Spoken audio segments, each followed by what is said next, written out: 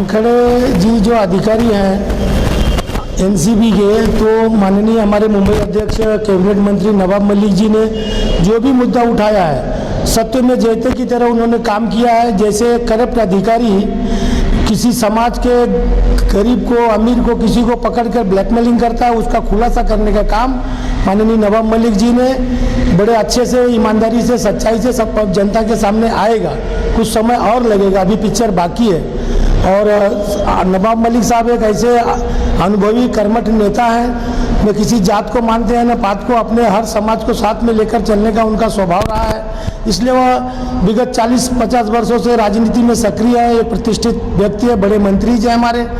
और नवाब मलिक का जो भी काम चल रहा है वानखेड़े जी का, उसके ऊपर हम लोगों का तो समर्थन है मलिक साहब को। और वानखेड़े जी को भी एक संदेश देना है कि जो एनसीबी के अधिकारी ज्ञानेश्वर सिंह जी आए हैं, वो भी जांच कर रहे हैं, उसका भी दूध का दूध, पानी का पानी 2-4-10 दिन हफ्ते में आने वाला है। वानखेड़े ने जो किया है टोटल गलत किया है।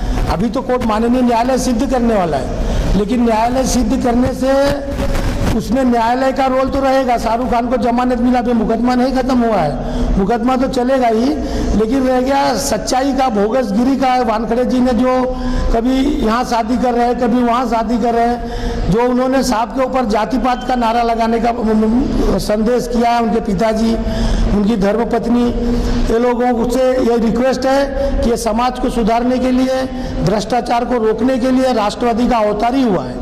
तो माननीय मलिक जी जो कर रहे हैं लोकतंत्र के हिसाब से सही कर रहे हैं, और इसका रिजल्ट जल्द ही पब्लिक, जनता जनार्दन के सामने आएगा। हम लोगों का भारतीय जनता पार्टी का एक मुद्दा है कि महाविकास आघाड़ी के नेताओं को बदनाम करो, अनिल परब जी को शिवसेना के, उनको भी बदनाम करने की कार्रवाई चालू है। ये सब गलत है, द्वेष भावना से ये संविधान इनको गवाही नहीं देता। एक समीर एक अपने को नवाब मलिक तैयार करने के लिए 50 साल लगेगा, और बदनामी करने के लिए 2 मिनट लगेगा।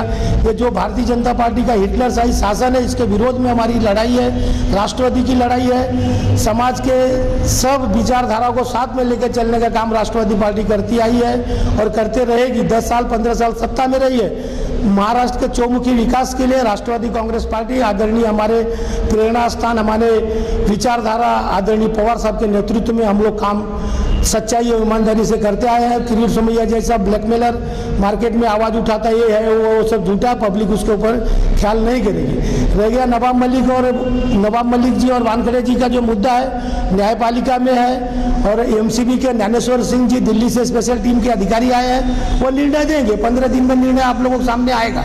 देखिए, आपने जो कहा वो सत्य होगा। साहब ने पहले ट्वीट करके बोला सत्य में जयते। हमारा कोई द्वेष भावना ने, जो ड्रग्स का प्रकरण, ड्रग्स बंद होना चाहिए। ड्रग्स बच्चों को खराब करेगा, देश का भविष्य खराब करेगा। लेकिन ड्रग्स के आड़ में किसी बड़े आदमी के लड़के को पकड़कर ब्लैकमेलिंग का, उनके ये जो विटनेस है उन्होंने स्टेटमेंट दिया, कोई 18 लाख मांग रहा है, कोई 15 लाख मांग रहा है, 50 लाख लिया, 12 लाख रख लिया, 38 लाख वापस किया। ये सब बहुत दुर्दयी है। राजनीति में और लोकतंत्र में बहुत दुर्दशा की नौबत देश जा रहा है। इसका सबसे बड़ा मुख्य कारण भारतीय जनता पार्टी केंद्र संस्था है। जो भी चाह रहा है, जिसके ऊपर भी इंक्वायरी लगा रहा है, किसी के मिल में जाके कहीं पे छापामारी करो, झूठा रिपोर्ट करके उसको बदनाम करो, ये अभियान रोकना चाहिए। इसके लिए माननीय न्यायालय में सभी श्रीमंत नेतागण जो भी है, एक पाबंदी, एक नियमावली बनाना चाहिए कि किसी को बदनाम करने का तरीका जब प्रूफ रहे तो ही बदनाम करो। झूठा ही अपने मन में आया बोलते जाओ, ये गलत है। लोकतंत्र में ऐसा नहीं चलेगा। नहीं, राजनीति के कारण बनाया गया, वो अधिकारियों का काम है। अधिकारी ने जो किया, न्यायपालिका ने उसको बेल दिया, और आगे आप लोगों के सामने आएगा ना कि क्या हुआ है। न्यायपालिका के संबंध में माननीय न्यायालय उसका निर्णय देगा। और इन्होंने भी जो बोगसगिरी किया है, वो इनको पकड़ो। कौन, सातारा का एक व्यक्ति है, उसका नाम शैलेश, क्या नाम है, इन लोगों को भी लगा है। एनसीपी के ज्ञानेश्वर सिंह ने गवाहों को बुलाया मीटिंग के लिए कल बांद्रा में, तो देखो उसमें क्या निर्णय लगता है। अधिकारी अपना काम करेंगे। मलिक साहब का इसमें पर्सनल कोई दुश्मनी नहीं। अभी जांच सरकार, भारत सरकार की जांच प्रणाली संस्था है। अभी हमारा एक नेता बोल ही रहा है तो सब लोग क्यों चिल्लाए? एक तो हमारा नेता एक ही बारी है, सब बोलेंगे तो सबसे बहुत बड़ा भारी पड़ेगा। मतलब बीजेपी पे सिर्फ नवाब मलिक भारी नहीं, हमारा प्रवक्ता, राष्ट्रीय प्रवक्ता साहब तो भारी है ही है।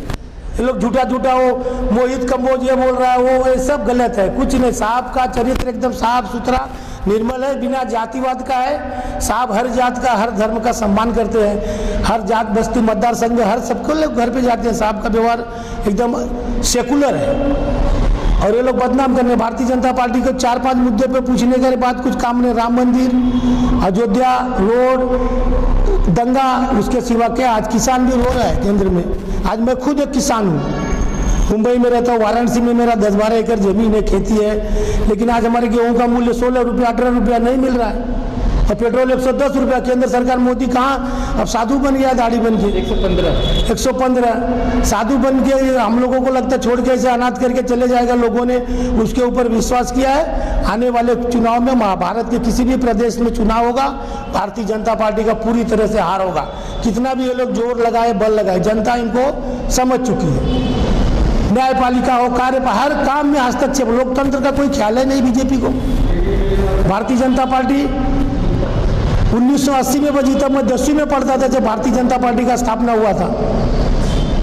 लेकिन आज पार्टी इतनी तरक्की कर गई, लेकिन अब जो है इन लोगों का नीति और व्यवहार, ओबीसी आरक्षण उधर परेशान है, मराठा उधर परेशान है, महंगाई आसमान चल रही है, लेकिन इनको कोई फर्क नहीं। खाली शरद पवार जी ने ये किया, हसन मुशर्रफ जी ने किया, अजीत दादा ने इतना कंपनी ले लिया। अरे सब झूठा प्रचार क्यों करते हो? सबको मालूम है आज सिस्टम है, कोई भी काम करेगा सिस्टम से होता है, अपने मन से नहीं चलता है।